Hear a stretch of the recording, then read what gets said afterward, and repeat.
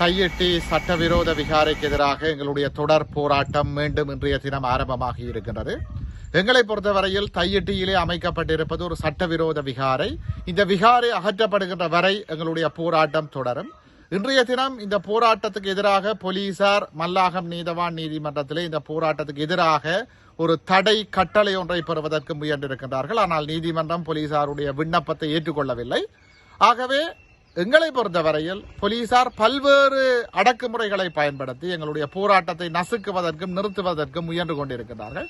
ஆனால் நாங்கள் இவற்றுக்கு அடிபணிய போவது கிடையாது. ஏனென்றால் எங்களுடைய போராட்டம் நியாயமானது, எங்களுடைய கோரிக்கை நியாயமானது. இங்கே அமைக்கப்பட்டிருக்கிற விகாரை ஒரு சட்டவிரோதமானது. தமிழ் மக்களினுடைய காணிகளை அடாத்தாக பிடித்து சட்டவிரோதமாக ஆக்கிரமித்து இந்த விகாரை கட்டப்பட்டிருக்கிறது. இதை நாங்கள் அனுமதிப்போமாக இருந்தால் நாளைக்கு தமிழர் தாயகம் எங்கும் இதுதான் நடக்க போகிறது. தையிட்டியிலே ஒரு சிங்கள குடியேற்றத்தை கொண்டு வருவார்கள். இங்கே 50-100 சிங்கள குடும்பங்களை கொண்டு வந்து குடியேற்றுவார்கள். அப்புறம் அவர்களுக்கு ஒரு பாடசாலையை கட்டுவார்கள், முன்பள்ளியை கட்டுவார்கள், வைத்தியசாலையை கட்டுவார்கள். இது ஒரு பாரிய சிங்கள குடியேற்றமாக விரிவடையும். இதை நாங்கள் அனுமதிக்க முடியாது. இந்த சட்டவிரோத விகாரை அகற்றப்படுகின்ற வரை எங்களுடைய போராட்டம் தொடரும். அரசு ஆக்கிரமிப்புக்கு எதிராக தமிழ் தேசிய மக்கள் முன்னணியும் தமிழ் மக்களும் போராடி கொண்டே இருப்பார்கள்.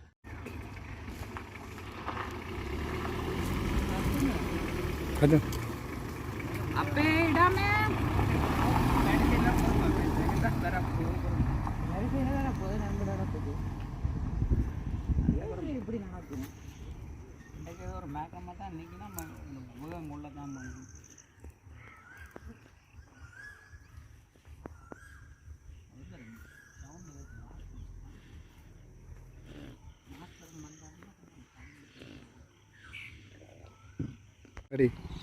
அனைவருக்கும் வணக்கம். இன்று தையிட்டியிலே நாங்கள் போராட்டத்திலே நின்று கொண்டிருக்கின்றோம். ஒரு வருடம் இன்று பூர்த்தியாகி கொண்டிருக்கிறது.